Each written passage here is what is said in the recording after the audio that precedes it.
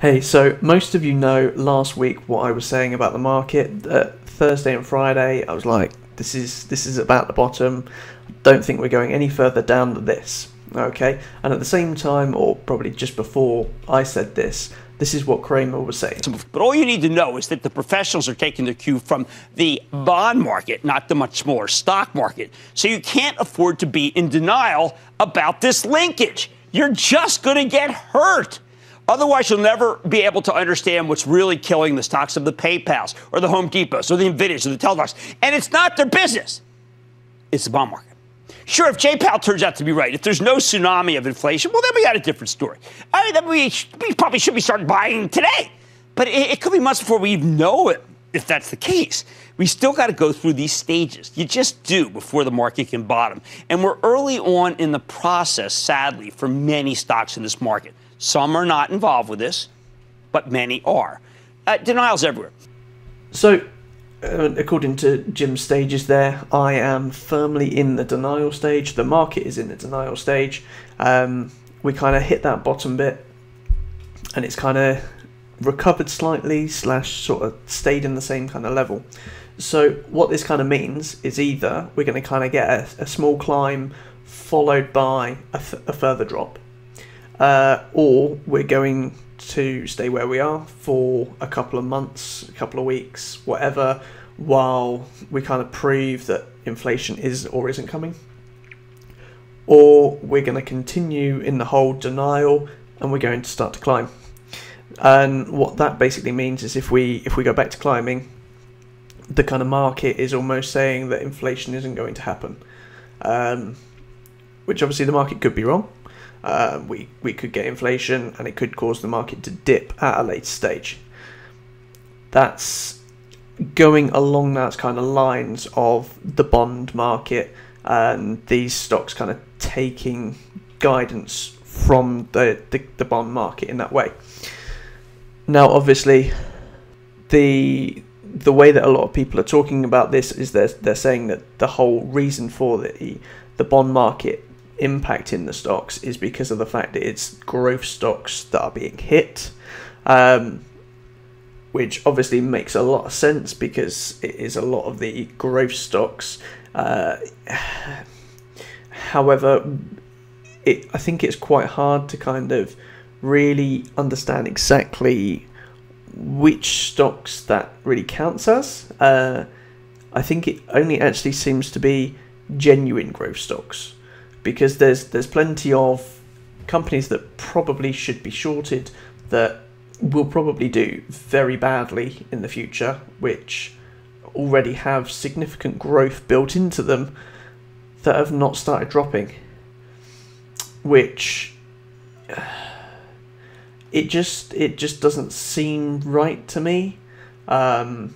Whether that means that these specific stocks are going to suddenly drop in the future, or whether that just means I'm completely wrong on all these stocks that I think are basically going to fail, I don't know. But for me, this just doesn't seem right.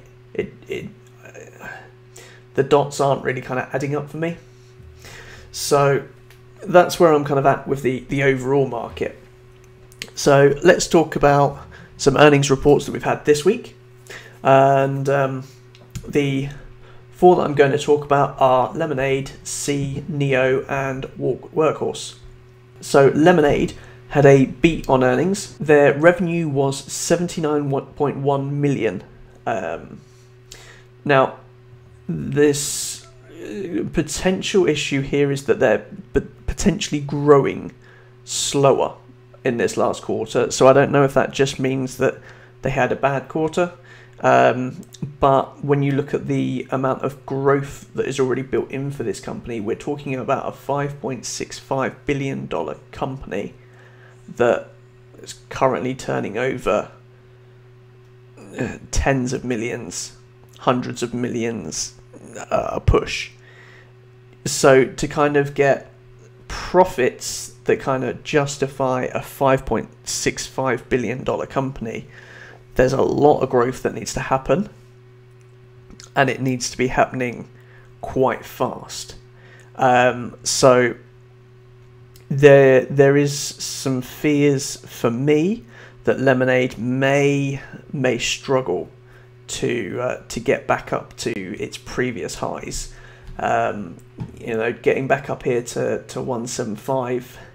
I mean, down here we're a $5 billion company, so up here what we're talking an extra 75%. So we're talking about what, a $9 billion company up here. I think potentially they could make that, but it's going to take a while. So I'd be very, very careful if you do own Lemonade stock on that growth that's built in.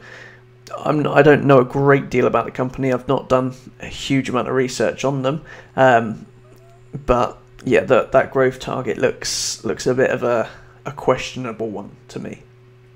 So then we move on to C, and C has had some massive, significant growth. However, technically it missed on the earnings because of the fact that even though it had this huge growth, it just wasn't quite huge enough. Now, obviously, I've done a whole thing on C, so if you want to watch that might be a better in-depth analysis for my thoughts on C. Now, I think I did that back in September-ish, I think it was, price of 150, and obviously we've had quite a bit of growth since then. Now, like I said in that video, wasn't that I was saying that I didn't think C was going to grow, it was that I had too many concerns over the company and how they were kind of reporting their numbers and really kind of what was going on with the company. It didn't really seem to sit right to me. So again, like I say, with C, similar to Lemonade, there is a huge amount of growth that is built into this company already. So you need to be really careful if you are investing in them, whether you're going to reach that target, to be frank. So then we had Neo, and another miss on their earnings. They delivered 43,000 vehicles compared to last year, or the last financial year as such, where they delivered 20,000 vehicles. So obviously over 100% growth, absolutely fantastic.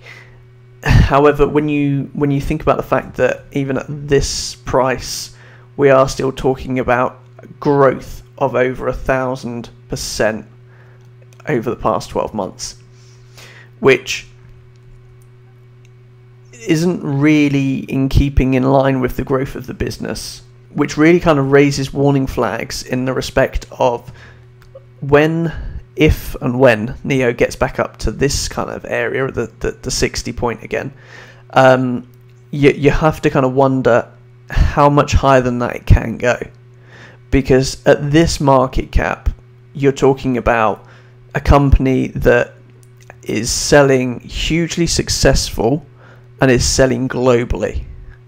So a hugely successful, globally selling Neo would be worth this amount. Now, I'm not saying that it would be limited at that. It could go higher than that, but that's kind of like, that's what that price kind of means.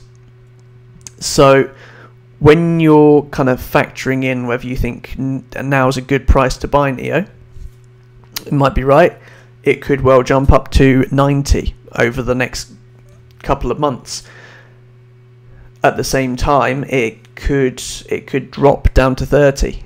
So although I'm hugely bullish on Neo as a company, although I think that they're going to have cars all over the world and just be a huge global company, I do have a lot of concerns over its current price, over the kind of cap of this company of how much higher the share price can go while still justifying the actual business being able to reach that target. So that's my concerns with Neo. Now obviously you could argue the same with Tesla. However, I think Tesla is very different in the respect of, I think it has a lot more kind of strings to the bow that it will be able to kind of build on when the time comes. Whereas Neo is very much just, it's a AI car company. So yeah, there's that. So then we had Workhorse, who beat their earnings call. So you could really kind of say that they're doing well. I mean, to be honest, Workhorse to me is a mystery. Is probably the best way to describe it. Why? I mean, why? I'm looking at the numbers, and we're talking about sales of a 1.4 million, which, you know, it's fair enough. But cost of sales is 13 million, which kind of gives you some warning signs, really. The net income was 69.8 million, but that does actually seem to be after a 323 million that they gained from selling their Lordstown Motors stake, or being kind of counted in their earnings as such. So I really do have a lot of concerns about Workhorse, because they're a company that have been going for a very long time, and they are building trucks or vans, whatever you want to kind of call what it is that they're building, and they have a reputation already. They have contacts already with all the companies that they supply. So why do they have such low sales?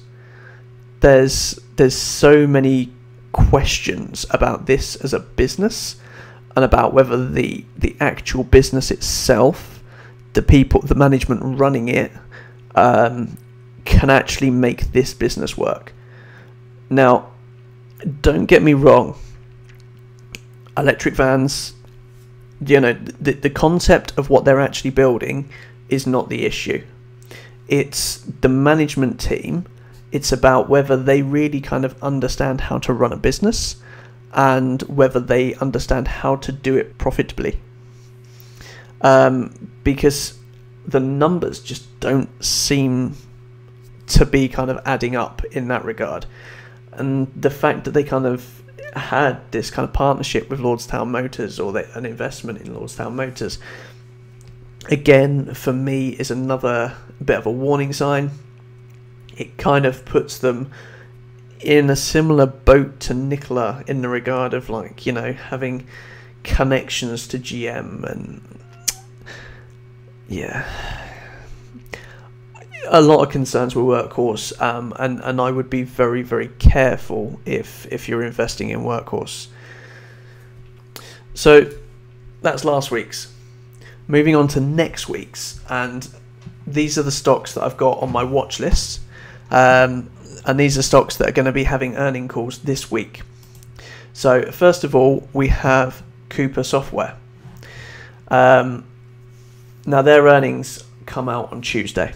So Cooper does business service management software. They've got a really great management team that seem to really kind of know how to maximize their reach within the businesses that they're with, like partnering with their customers, about providing all the kind of extra things that their customers need. So they're really kind of maximizing the potential of every single one of their customers.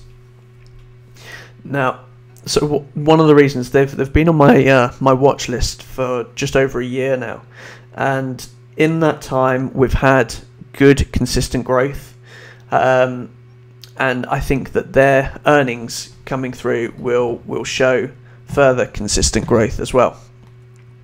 So obviously this is earnings per share. So as is very clear, they're not making profits at the moment, but with a growing business, for me, that's not a concern.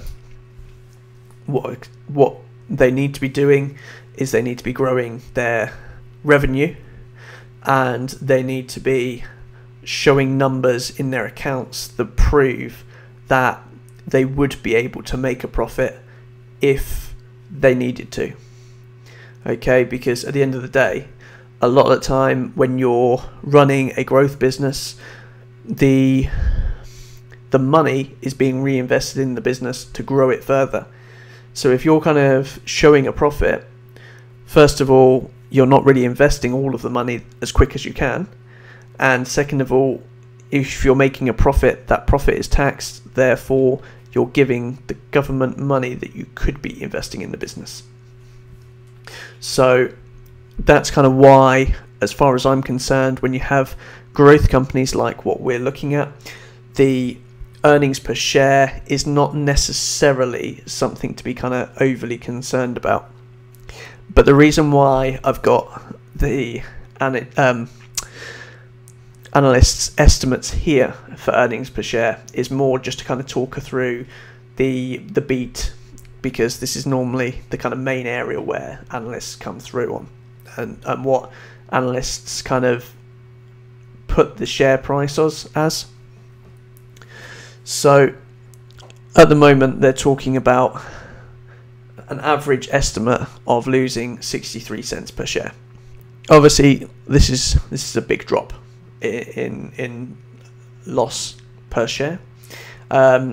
Consistently they do better than analyst estimates, so the market will probably be counting in a beat on these shares anyway.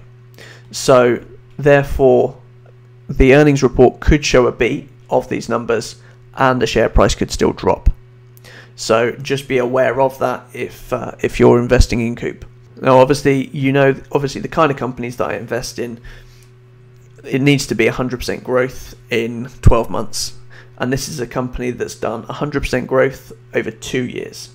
Okay, so that's why it's on my watch list, but it's not part of my actual portfolio. Is because although it does have good growth, it doesn't have good enough growth.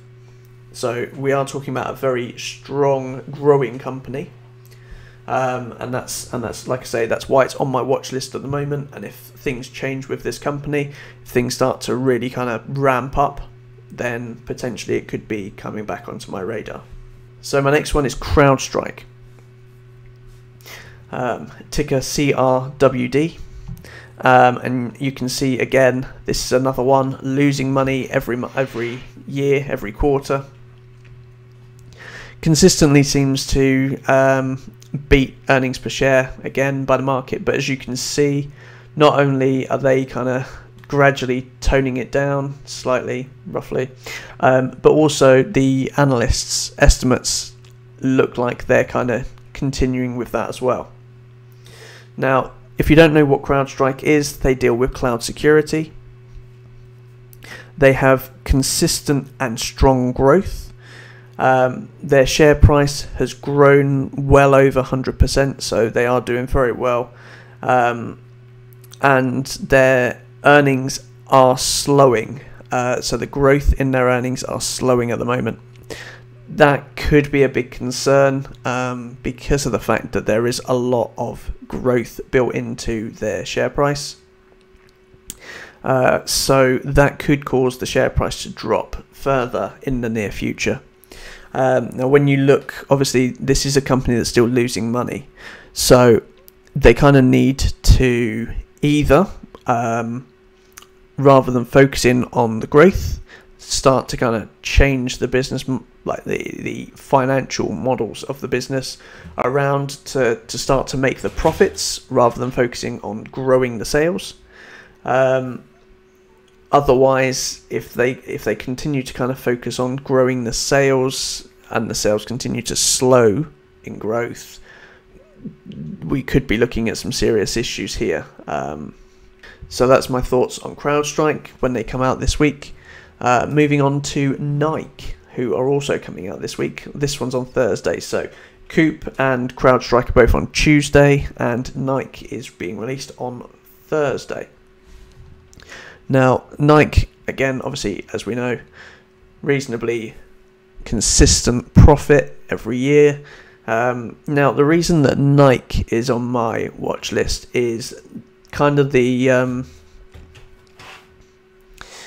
You know that my favourite buzzword, direct to consumer, and that's very much what Nike has been focusing on. And if you look at what Nike's sales have been fairly stagnant over the past sort of 2 to 3 years.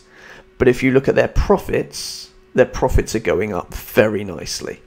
So when you kind of consider all of those things, that's why Nike for me becomes very interesting. So when you look at their earnings per share for the year, it's up 40% since the pre-pandemic. So the market is expecting earnings per share of 0.75, and I'm fairly confident that Nike's going to beat that. So I think we'll definitely see a beat. How much they beat it by is the next question. And then there's also the fact of they often do beat the market analysts, so therefore how much of that will be priced in. So if they do beat it, could the share price still drop?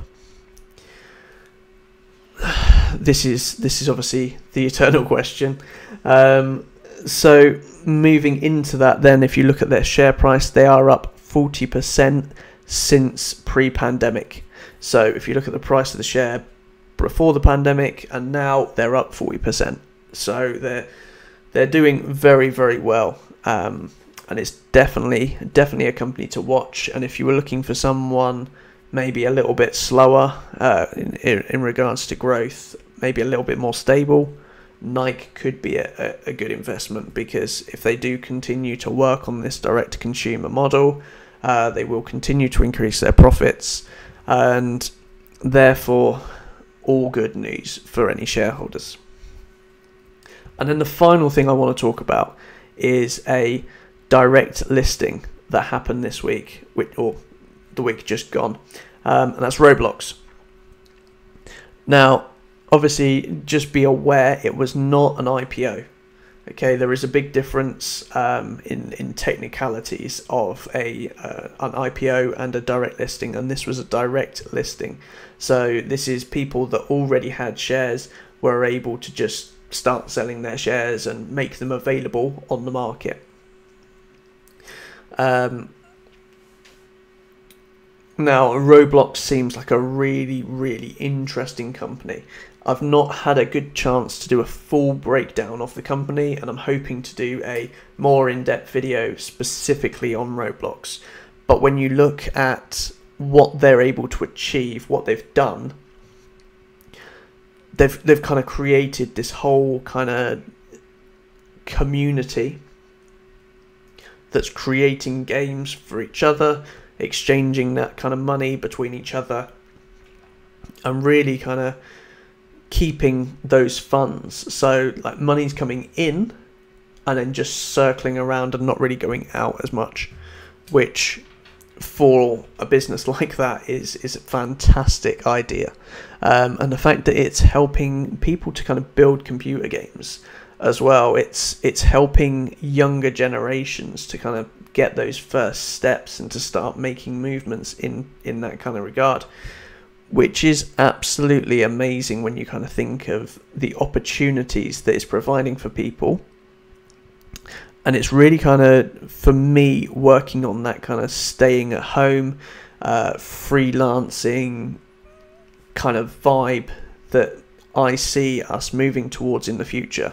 So obviously with regards to things like Fiverr and that kind of whole environment of working within your own kind of time and really kind of being in charge of your own destiny as such. So I can definitely see a lot of growth within the company itself.